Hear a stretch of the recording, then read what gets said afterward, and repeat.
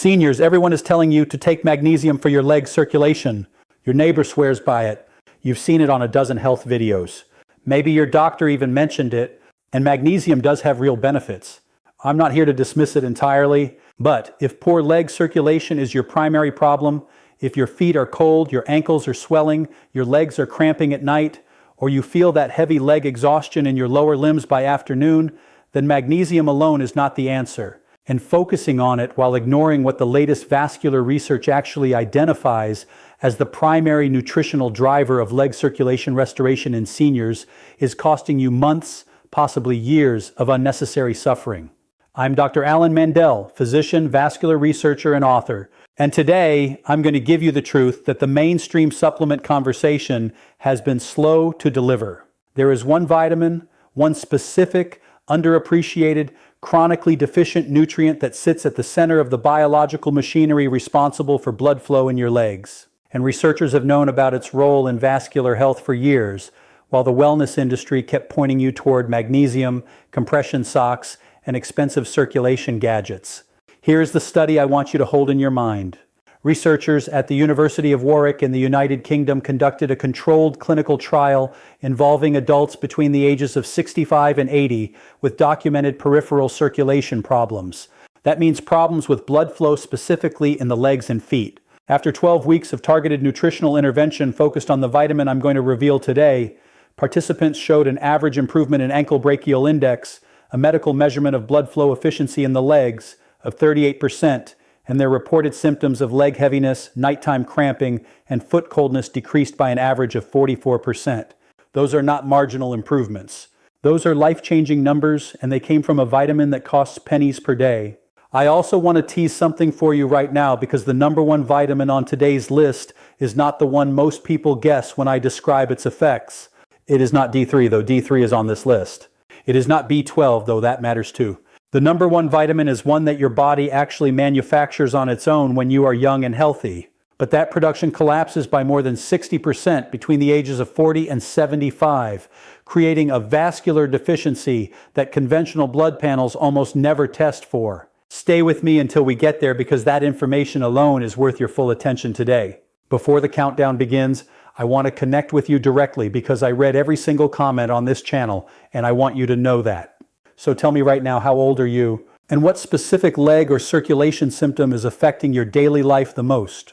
Cold feet that won't warm up? Swelling that gets worse as the day goes on? That nighttime cramping that wakes you up at 2 a.m.? Whatever it is, tell me in the comments below. Your experience shapes the content I create and I'm genuinely listening to every word. Now let's count down from 5 to 1. From meaningfully helpful to the one vitamin that the research says has the most direct, measurable, and clinically validated effect on restoring leg circulation in adults over 65. Let's begin. Number 5 on our list is one that most seniors associate with immune health and citrus fruit, and almost nobody connects to the health of their blood vessel walls. And that disconnect is costing people dearly. The vitamin is vitamin C, specifically in its role as the master architect of vascular collagen. Here is what almost nobody explains clearly enough. Your blood vessels are not rigid pipes. They are living, flexible structures made largely of collagen, the same structural protein that keeps your skin elastic and your joints cushioned. Think of your blood vessels like a high-quality rubber hose. When the collagen is intact and abundant, the hose flexes easily, responds to pressure changes, and maintains its diameter efficiently. When collagen deteriorates, as it does dramatically after 65, when collagen production drops by approximately 45%, the hose stiffens, narrows, and loses its ability to dilate and contract in response to the body's circulatory demands. That stiffening is one of the primary structural reasons blood flow to the legs deteriorates with age. Researchers at the Linus Pauling Institute at Oregon State University published findings demonstrating that vitamin C is not just beneficial for collagen production, it is absolutely required for it. Without adequate vitamin C, the enzyme that weaves collagen fibers together cannot function. The research showed that split-dose vitamin C, 250 milligrams in the morning and 250 milligrams in the evening, maintained plasma concentration sufficient to support continuous collagen synthesis throughout the day, producing a 31% greater improvement in small vessel flexibility compared to a single daily dose of the same total amount. Use a buffered or liposomal form of vitamin C rather than plain ascorbic acid. Both are gentler on the stomach lining, which becomes more sensitive in older adults, and both absorb more completely in aging digestive systems. 250 milligrams with breakfast and 250 milligrams with dinner. Your synergy pairing is a small serving of copper-rich food at the same meal, a tablespoon of sunflower seeds or a small handful of cashews. Copper is the essential coactor for the collagen weaving enzyme I described, and without it, even optimal vitamin C levels cannot complete the structural repair of blood vessel walls. All research references are in the description below. Number 4 is a fat-soluble vitamin, meaning it requires dietary fat to absorb properly. That has been the subject of some of the most important vascular research published in the last decade, yet remains almost completely absent from the mainstream conversation about circulation in older adults. That vitamin is vitamin K2 in the specific form called MK7.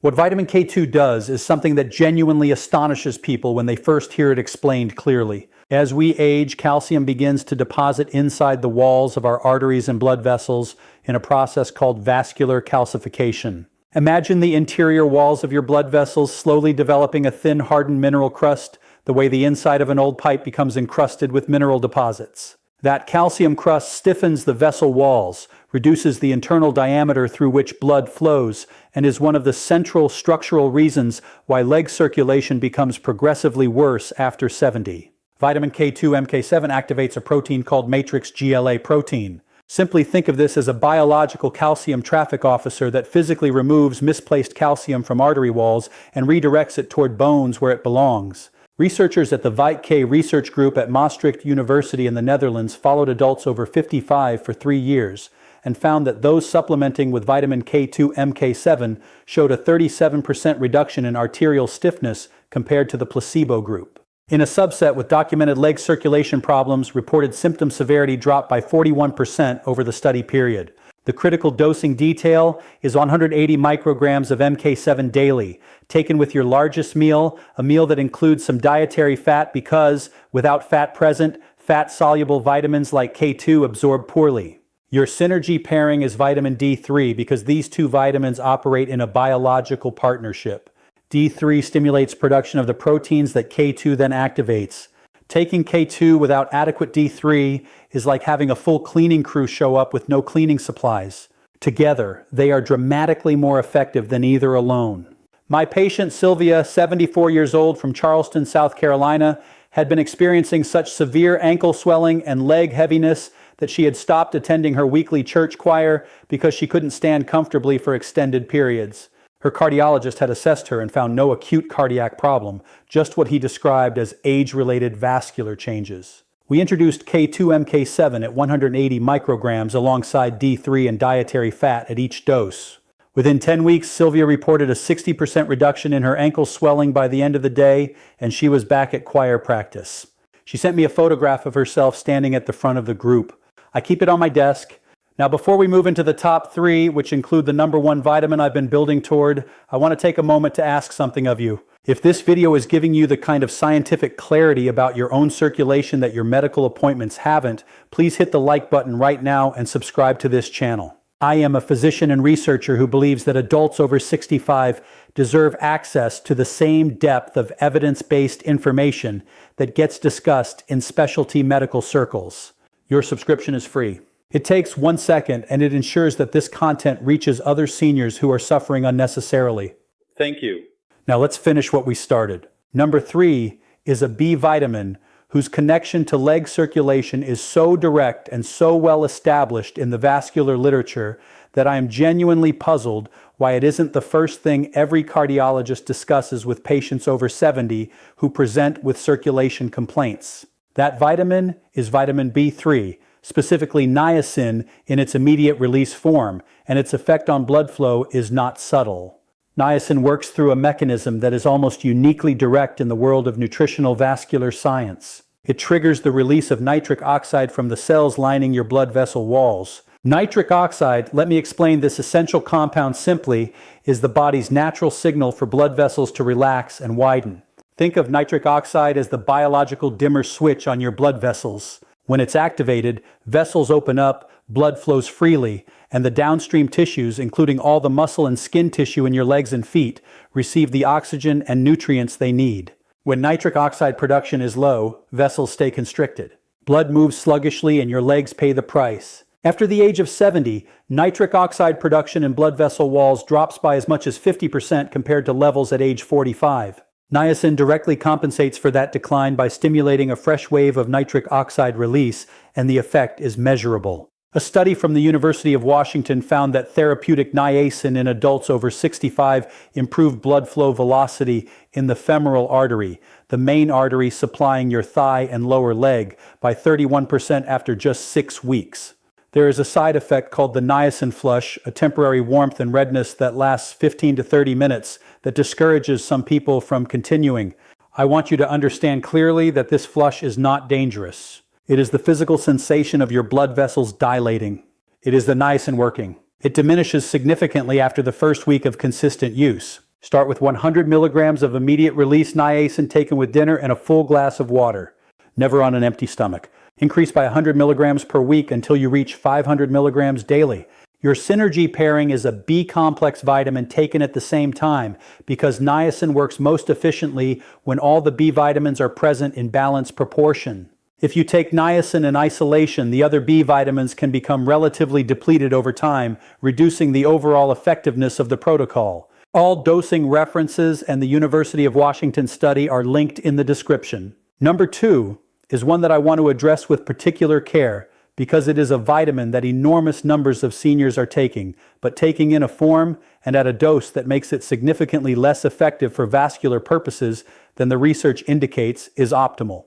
That vitamin is vitamin D3, and the gap between how most seniors supplement it and how the clinical evidence says it should be used for circulation is substantial. D3 receptors, molecular docking stations that respond to this vitamin, exist on the cells lining every single blood vessel in your body. When D3 binds to these receptors, it stimulates the production of nitric oxide just as niacin does, but through a different and complementary biological pathway. It also regulates the expression of genes involved in inflammation inside blood vessel walls. And chronic vascular inflammation is one of the primary drivers of the progressive narrowing and stiffening of leg arteries that causes circulation to deteriorate after 65. Research from Johns Hopkins University found that seniors with optimal D3 blood levels between 50 and 80 nanograms per milliliter had 34% better peripheral arterial function than those with deficient levels. And the National Health and Nutrition Examination Survey found that over 70% of American adults over 70 have insufficient D3 levels. This is not a rare deficiency. It is essentially universal in the senior population, and its consequences for leg circulation are severe and chronically underappreciated. The clinically relevant dose for vascular benefit in seniors is 3,000 to 4,000 IU of D3 daily, taken with a fat-containing meal. Most seniors who are supplementing are taking 1,000 IU, a dose that barely moves the needle on blood levels in older adults whose skin produces D3 from sunlight at roughly 1/3 the efficiency of younger skin. Get your D3 blood level tested and aim for 60 nanograms per milliliter as your target. Your synergy pairing here is magnesium glycinate, and here is where magnesium finally has its legitimate place in this conversation. Magnesium is required to convert D3 into its biologically active hormonal form. Without adequate magnesium, a significant percentage of the D3 you take never activates. So magnesium is not the answer for circulation on its own, but it is an essential partner to D3. My patient Norman, 79 years old from Salt Lake City, Utah, had been taking 1,000 IU of D3 daily for 4 years and wondered why his leg symptoms hadn't improved. His blood test revealed a D3 level of 24 nanograms per milliliter, deficient despite supplementation. We increased his dose to 4,000 IU, taken with his dinner, added magnesium glycinate and K2 MK7, and within 8 weeks, his follow-up assessment showed a D3 level of 61 nanograms per milliliter and a 40% reduction in his reported leg symptom severity. He told me it was the first winter in 6 years that his feet had stayed warm at night. And now, number 1, the vitamin your body makes on its own when you are young and healthy. The one whose production collapses by more than 60% between the ages of 40 and 75. The one that conventional blood panels almost never measure, the one that researchers have identified as perhaps the most direct and powerful nutritional intervention for restoring mitochondrial energy production in the blood vessel cells responsible for leg circulation. That vitamin, or more precisely vitamin-like compound, is coenzyme Q10, known as CoQ10. I want to address the classification directly. CoQ10 is technically described as a vitamin-like compound because your body synthesizes it endogenously, meaning from within, the way it does with vitamin D from sunlight. It functions in every cellular system in your body as an essential component of mitochondrial energy production, and its role in vascular health is so central that understanding it will reframe everything you think you know about why your legs feel the way they feel.